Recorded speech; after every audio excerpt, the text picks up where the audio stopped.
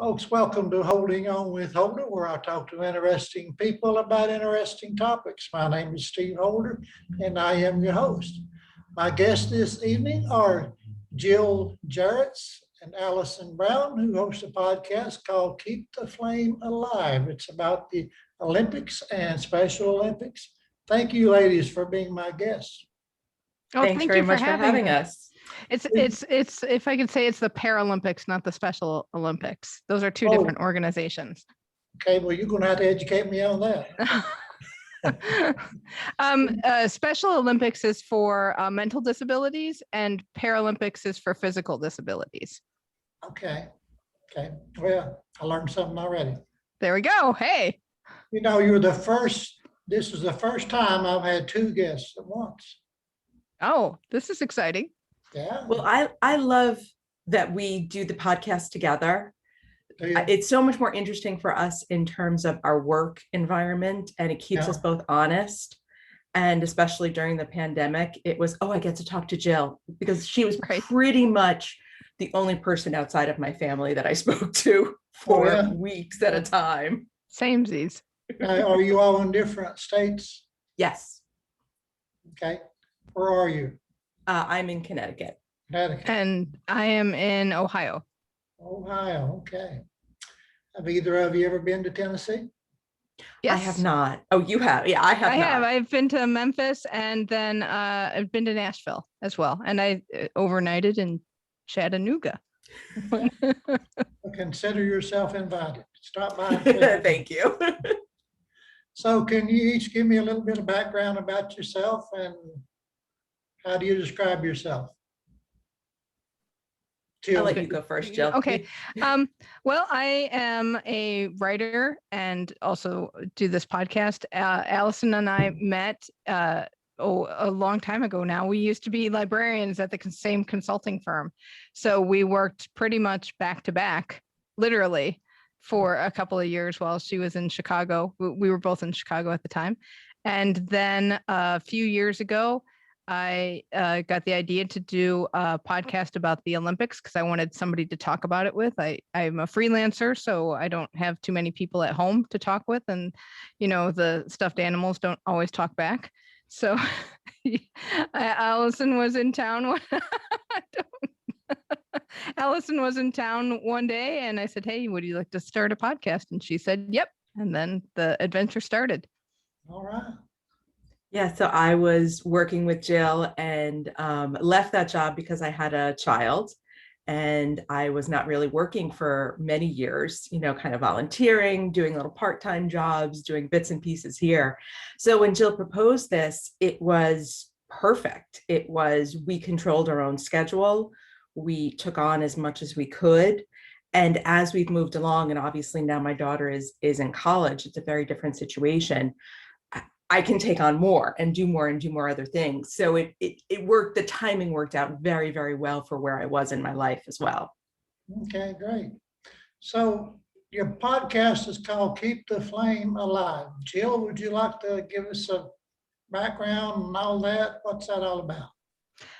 Well, we like to keep the Olympics have a lot of symbols along with them, and one of them is the Olympic flame, and they have a torch relay before every games, and at the end of it, they light the Olympic cauldron, and as the cauldron is lit, the games go on, and there will be peace across the entire world, supposedly.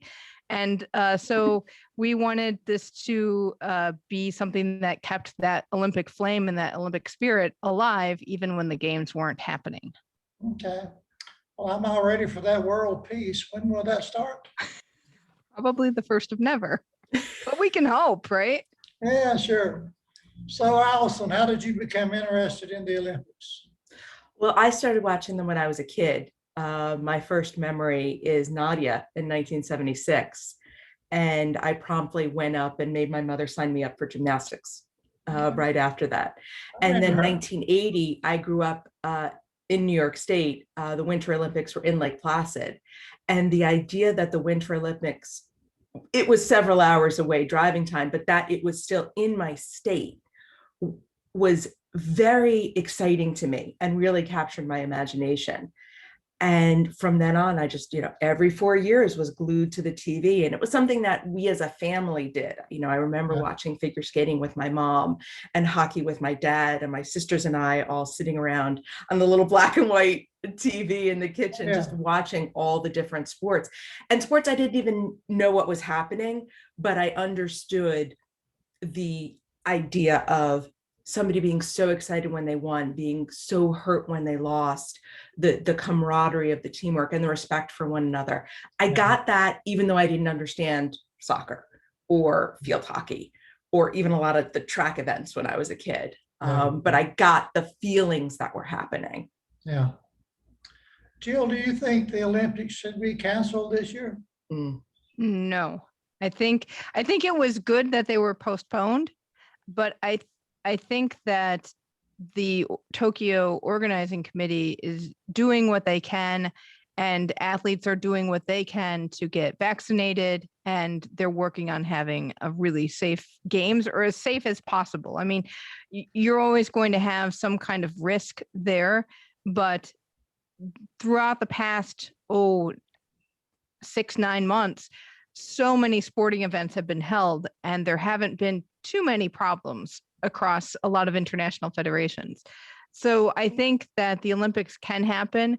They've really changed how athletes are going to be there. So they're not allowed to be in the athletes' village very long. They can come in a couple of days before their event, and they have to leave a few days after their event. So you're not going to have the same magnitude of people that you normally have at an Olympics. And even the number of officials has been cut, and the number of what they call the Olympic family has been cut down.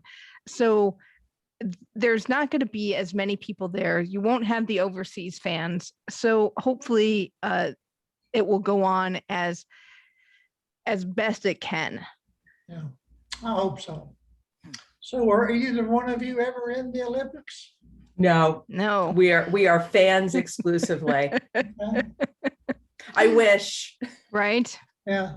So are all the guests on your podcast former or present Olympians? No, we do have many athletes come on. We also have coaches, we have officials, and then we have a category of something we call games makers. So these are all the other people that make the Olympics happen. So we had a team doctor. We've had one of the people who took care of the ice at the Pyeongchang hockey rink. Wow. All those people that without there'd be no Olympics, but you don't really think about what else you need besides the athletes. Yeah, and I'm sure there's thousands of people involved. So many. Oh, it's incredible. And I think one of the things that I like about having the games makers is not just shining a light on how big the Olympics are, but also showing people that, hey, if you want to be an Olympian, there are other ways to be an Olympian. You can be an announcer, you can be a photographer, you can do marketing, you can do a lot of things and still live out an Olympic dream. Yeah. One of the fun shows that we did was the Olympic pin trading. For each Olympics, the different Olympic committees create, and different sponsors create pins. And pin trading over the years has become a huge, huge adjacent event to the Olympics. And we met a whole group of people who are just ordinary folks who have gotten very into pin trading and have become part of the Olympic experience and have gone to many games in many countries, and they see people over and over again. And that's something that really anyone can do. Yeah. There's no particular skill or training. It's just you love the Olympics, you have fun trading pins, and off you go. Yeah. There's tons of merchandise about the Olympics and all these stars also, right? Absolutely. Too much sometimes. Yeah. So is your podcast more about fun or educating people? I don't think there's a difference. Okay. I definitely don't put a separation in that. Certainly when we talk to athletes, especially in more unfamiliar sports, we spend a good part of the interview discussing how does your sport work? How can we watch your sport better? But we always have some just because of who we are, some ridiculous questions. We just interviewed a swimmer who has the most gorgeous hair. So of course I had to ask her, how do you maintain that gorgeous mane of hair when you're in the pool every day? Yeah. So we want to connect to these people on a very unpretentious level. Yeah. And it is a challenge sometimes to come up with relevant and useful questions, for guests. I totally relate to that. Exactly. And I think one other element of our show that makes it a little different is that every guest who's been on the show becomes part of our team Keep the Flame Alive. And we actually created a little country called, because Team Keep the Flame Alive, the acronym doesn't sound like anything, but if you put Stan on the end of it with all those consonants in the front, it sounds like a country in the middle of Central Asia. So we decided to make our own country, and all our guests are citizens of that country, and we cheer for them, and we want to know what they're up to and what they're doing in life, and how they continue to take that Olympic spirit that's within them, or Paralympic spirit that's within them, and keep moving it forward. Okay. So that's the country's pronounced Shukflistan, just so you know, and don't even, people will look at it and say, what is that? And then we get to tell this whole great story about we came up with our own country. We say, why not? Well, let me join, okay? Can I be the king or something? We'll have to discuss that with the Ministry of Defense, possibly, or yeah. Okay, so when was the first Olympics held? I know you know the answers to that. Well, the first modern Olympics was 1896 in Athens. Okay. And have either of you attended the Olympics live? I have been to the Salt Lake City Olympics that were in 2002. I was supposed to go to Tokyo this year, but since they don't allow overseas fans, I will not be attending. But we have media accreditation to go to Beijing for the Winter Olympics next year. Yeah. So that's exciting. Yeah, great. So what's your favorite Olympic event, Alison? Well, in the winter, I am a figure skating junkie. I will take figure skating and speed skating. So I definitely prefer the ice events.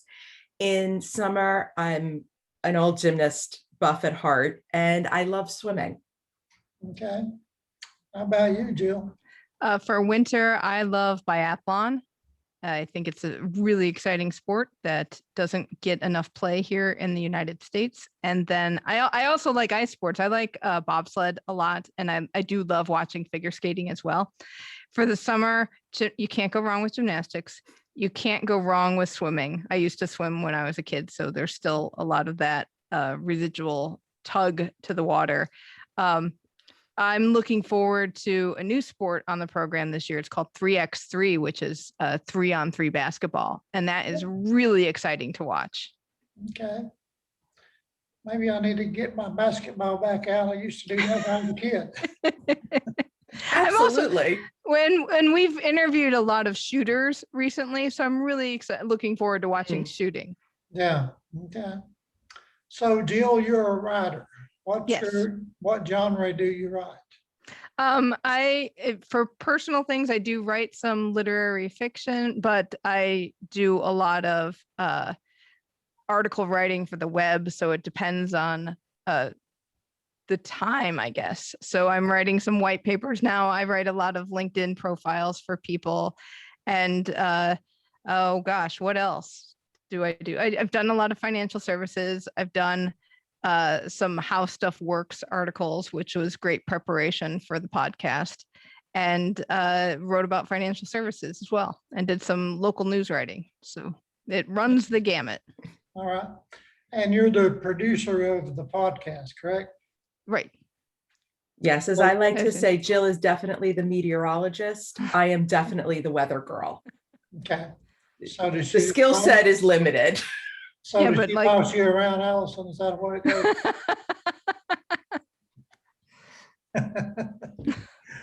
goes?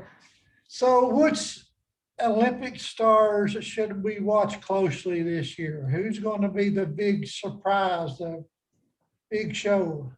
Well, I think what's going to be really interesting is, and I said this even before the pandemic, was I was calling Tokyo the Mom Olympics.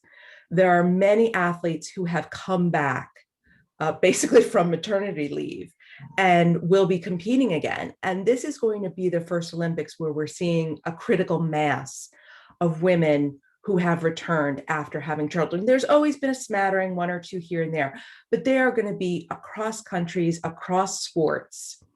And I think it's a wonderful shift to say that you don't have to choose between motherhood and elite athletics, and to put women's athletics more in the fore, and to give it a very different angle, that they are super women in some ways, but they are very much ordinary women in other ways. And I like that we're going to see those stories as well. Yeah. Is there a lot of steroid use in the Olympics?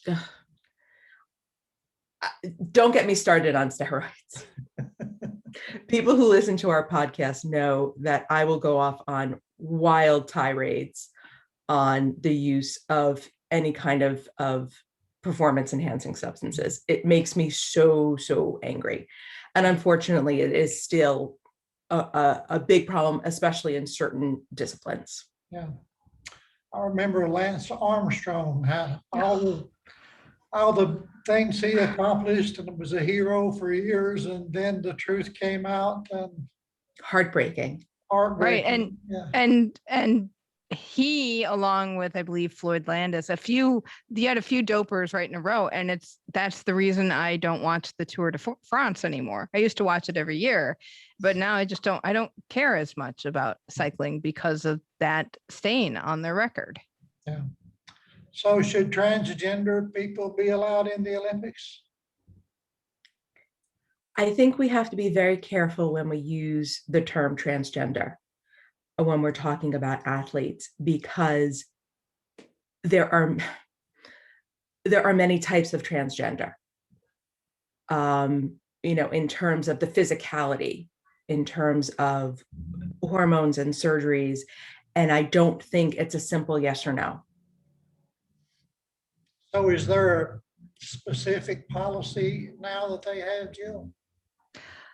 No, they don't, do they? No, they don't have a specific policy. And I think a lot of it is also the Olympics is this kind of umbrella organization. And what people don't realize is that it's one games with every sport running their own tournament.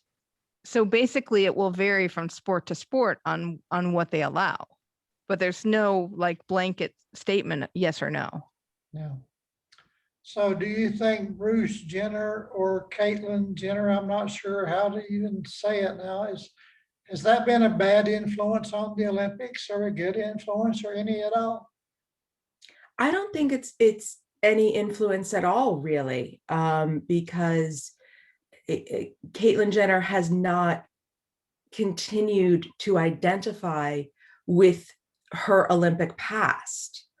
Yeah. She doesn't seem to talk about it much, maybe because it was in her mind as this other person.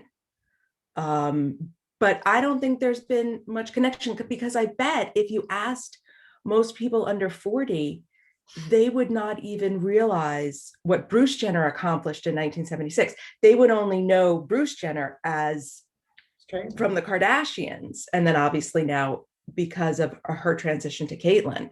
Yeah. So I doubt most people under 40 even know that Bruce Jenner, when she was Bruce, has that Olympic connection. Yeah, I'd say you're right. So how political is the Olympics? Whose answer do you want to get? If you say the International Olympic Committee would say that, there is no politics in sport, sure, but there inherently is. So that's also a complicated question, Steve. No, I wouldn't ask a complicated question. So what do you think about that, Alison? Would you agree with that? I agree that we would like there not to be politics in the Olympics, but anytime you get a whole bunch of countries together and countries are hosting, there is inherently politics. I definitely like to focus as much on the athletes as possible. And I wish that the countries and some of the organizations involved, some governments involved, would focus on the kids, so to speak. Stop with the parents fighting. Can the kids just play games? Yeah. Do you think it's too commercial? Yes. Yeah. But somebody's got to pay for it. Exactly.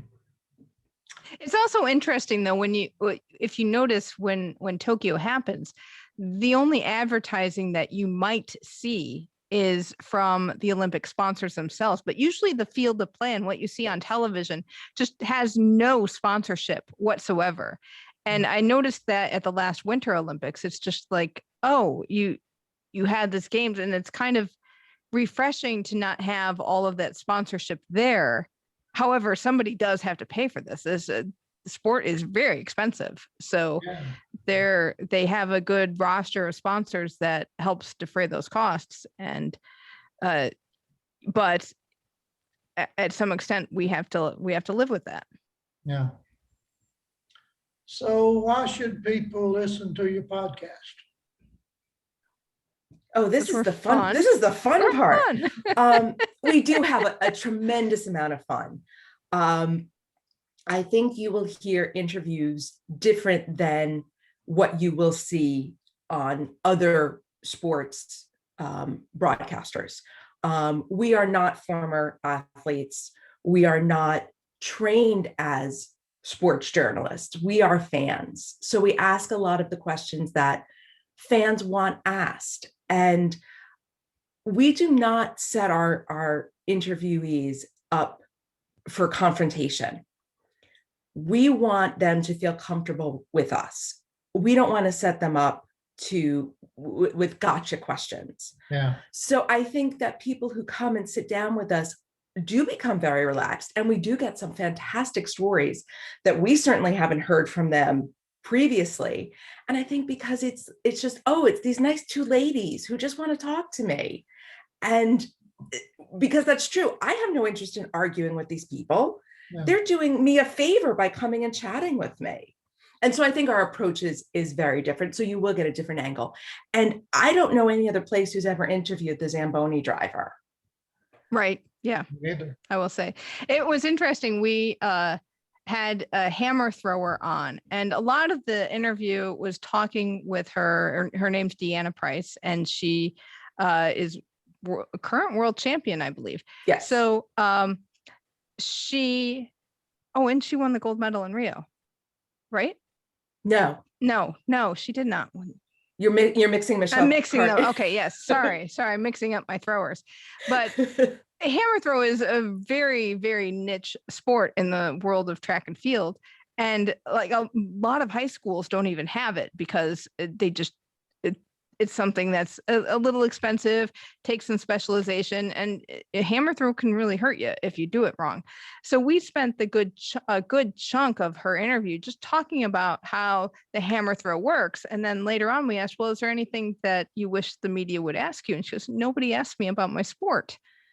And you guys did. And that's the kind of things we want to know and learn, because when we've talked with athletes who have explained how they break down a race or how some move works, and then we can go back and watch the video and see exactly what they're talking about.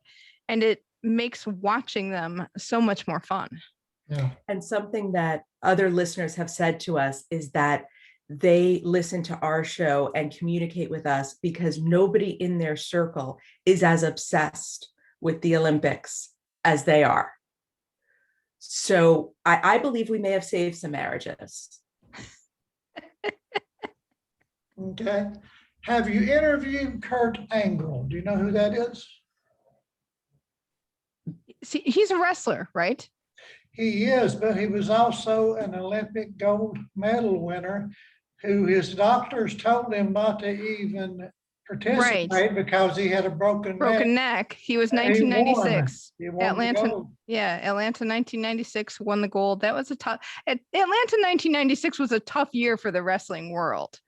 We've learned. We've done a little bit this year on the book and the movie Foxcatcher, which is the story of the book is by Mark Schultz, and his brother David Schultz was murdered by John DuPont, who was patron, and he called himself a coach, but he created his own wrestling team and funded it. And that was how a lot of wrestlers got funded. And Dave was trying to make a comeback for 1996, and the murder happened that winter before the games and just kind of cast a pall over everything. And then this Kurt Angle story was just amazing, that he competed with the injury he had and still won the gold.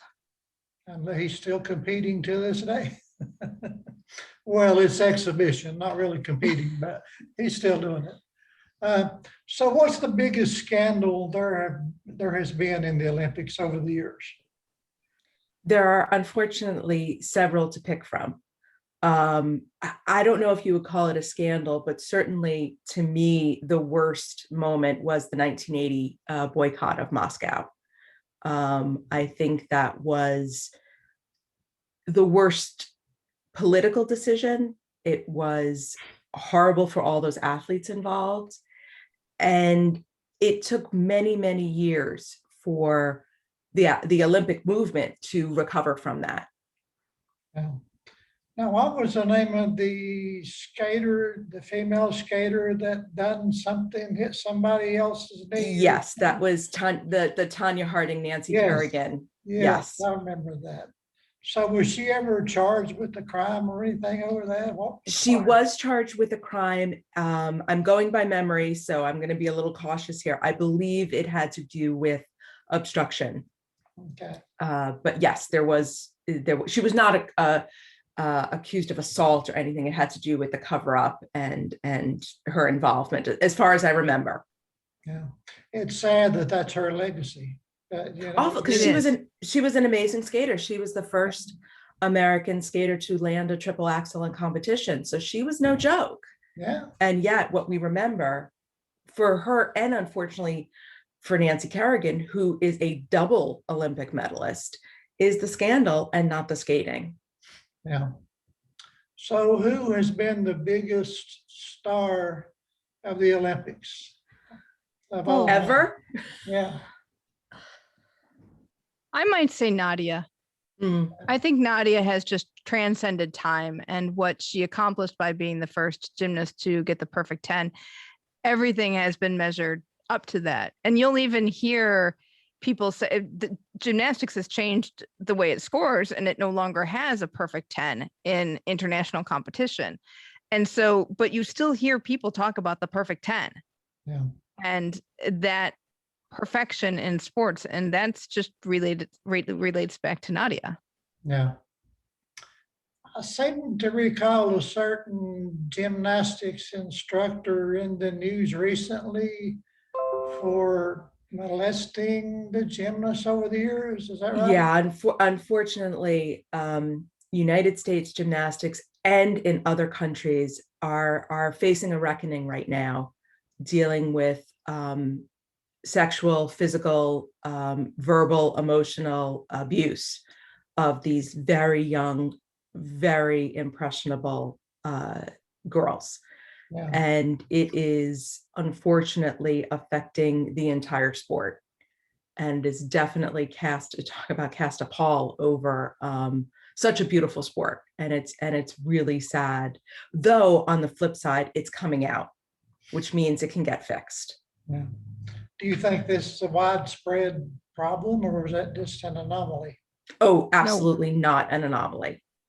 And not just gymnastics, unfortunately. No. We do not do enough to protect our very young athletes who probably too young come up to the elite ranks. Yeah.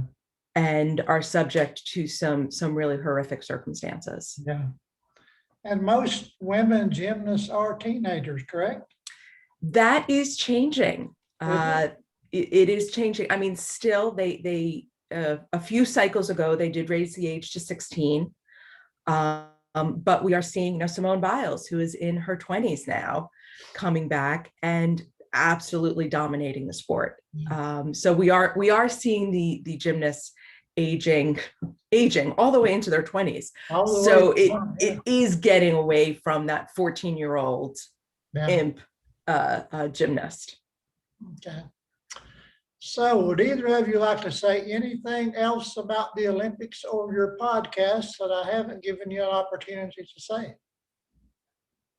I would say tune into the Paralympics as well. They're 2 weeks after the Olympics. The athletes in the Paralympics have to not just overcome some physical disabilities to achieve great things, but like their stories are always so inspirational, and it's so amazing the mindsets that they can achieve, and just the lack of limitations they put on themselves. Yeah. And they have to do so under much more difficult circumstances, I would say, than an able-bodied athlete. We've talked with a para equestrian who has had some extremely rare disease that's made her lose vision and partial vision, and then she also can't use her left side, I believe.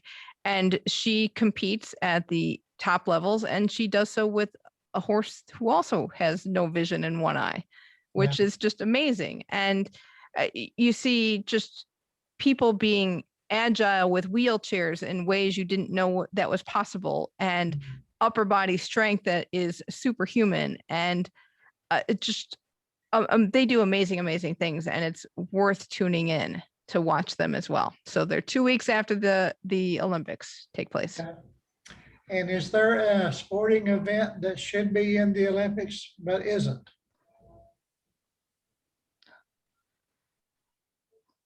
We more tend to pull things out than put them in. There's a lot of, and I think that's why sometimes people sort of poo-poo at the Olympics, because you have some what are considered ridiculous events, and it diminishes from the overall game. So I would say, going back to what you were asking before and connecting to this question, try watching a sport you haven't watched before. Give it a fair shot to recognize the level of competition and what these athletes have accomplished. And it's amazing to see what the human body can do. And with some, absolute dedication and training, the skills and beauty that these people achieve is just amazing to watch. It is, I agree. So what event needs to be taken out? Now I can't think of skateboarding. Skateboarding? Okay. Skateboarding is being added this year, and I think that's a huge mistake.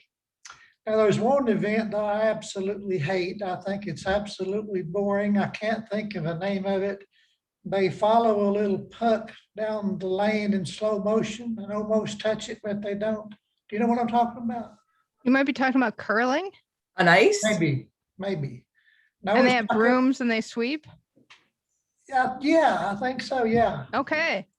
Yeah. Oh. No. We have done several episodes on curling. Really? And I think if you listen to the episodes, you will have an appreciation for that sport, because the strategy, it is chess on ice. The strategy, the technique, the communication between the players is at such a level that, because it's being done so well, you don't realize how incredibly precise and detailed and difficult it is. Well, it may be, but it's boring. I'm sorry. Got to give it a chance, man. So the U.S. men's team won gold at the Pyeongchang Olympics in 2018, and I was in bed and I woke up and I took my tablet out to see where they were at in the match, and I saw, I believe they scored 5 points in one end, and that's almost unheard of. That's really crazy high score. And I rewound to see what happened. And the shot that the skip made was just so unbelievable to take out. It was a lot of angles, and you hit this rock one way and it bounces and takes out another 2 rocks, and then you carry them off of that, and you take out another couple of rocks, but you leave all yours there. And it's just amazing how they can make that happen. It seems like a slow game, but once you get into it, it's kind of like baseball, what people think of baseball. Yeah. I do love some baseball. For me, it's kind of like watching paint dry. The one thing I will say also in defense of curling is the personalities in curling, once you get to know the athletes, are fantastic. They are really interesting people and always have interesting stories elsewhere. Yeah. And then you see the personalities come out in how they play. And that's very much like baseball players or tennis players, where you really see the off-court personality come on when they're playing, which is Exactly. fun. I love that aspect of it. Exactly. And curling seems to be one of those sports where teams interact with each other a lot, and you see a lot of respect for other teams, and they kind of get to know each other and become very friendly. And I really like watching that camaraderie play out on the ice. Even though they're competing against each other, you'll see the respect for each other too. Okay. Well, that's always good in any sport.